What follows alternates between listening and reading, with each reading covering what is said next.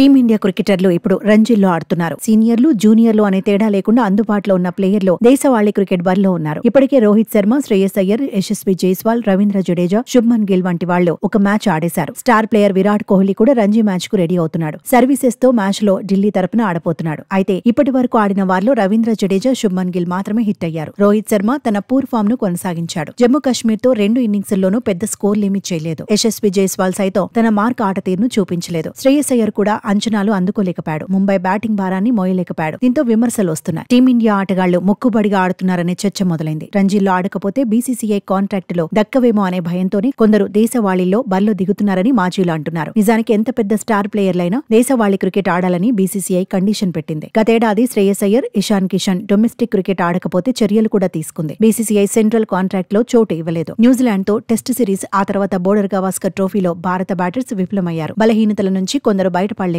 దీంతో దేశవాళీ క్రికెట్ లో ఆడటమే బెటర్ అని బీసీసీఐ నమ్మింది. అందుకే రంజీల్లో ఆడాలని టీమిండియా ఆటగాళ్లను ఆదేశించింది. అయితే రోహిత్ శర్మ, యశస్వి జైస్వాల్, శ్రేయస్ అయ్యర్ బరిలో దిగినప్పటికీ జమ్మూ కశ్మీర్ చేతిలో ముంబై ఓడిపోయింది. ముగ్గురు ఫెయిల్ అవడంతో మాజీ క్రికెటర్ సునీల్ గవాస్కర్ అసంతృప్తి వ్యక్తం చేశాడు. పిచ్ బౌలింగ్ కు ఫేవర్ గా ఉన్నప్పుడు అటాక్ చేయడం ఏంటని ప్రశ్నించాడు. శార్దుల్ ఠాకూర్, తనుష్ కొటియన్ వంటి వారిని చూసి నేర్చుకోవాలన్నాడు. అటాకింగ్ ఆట తీరుతో లాంగ్ ఫార్మాట్ డేంజర్ లో పడేలా ఉందన్నాడు. ఫ్లాట్ పిచ్ పై వేగంగా ఆడితే పర్వాలేదన్నాడు. అక్కడ ప్రయోజనం ఉంటుందన్నాడు. కానీ బౌలర్లకు పిచ్ ఫేవర్ గా ఉన్నప్పుడు కూడా దూకుడు చూపిస్తామంటే ఎలా అన్నాడు. మంచి బంతులను గౌరవించాల్సిన అవసరం ఉందన్నాడు. ప్రతి బాల్ ను కొడతామంటే న్యూజిలాండ్, ఆస్ట్రేలియాతో సిరీసుల్లో వచ్చిన ఫలితాలే వస్తాయన్నాడు. ఓపికతో బ్యాటింగ్ చేయాలన్నాడు. రంజీలపై మనసు పెట్టి ఆడుతున్నట్టు అనిపించడం లేదన్నాడు. బీసీసీఐ కాంట్రాక్టుల్లో ఉండేందుకే ఆడుతున్నారేమో అనే అనుమానం కలుగుతోందన్నాడు. జనవరి 30న మొదలయ్యే చివరి రౌండ్ రంజీ మ్యాచ్ల్లో కోహ్లీ, రాహుల్, సిరాజ్ ఆటను చూసేందుకు ఆసక్తిగా ఉన్నానన్నాడు. గవాస్కర్ చేసిన కామెంట్స్ ఇప్పుడు వైరల్ గా మారాయి.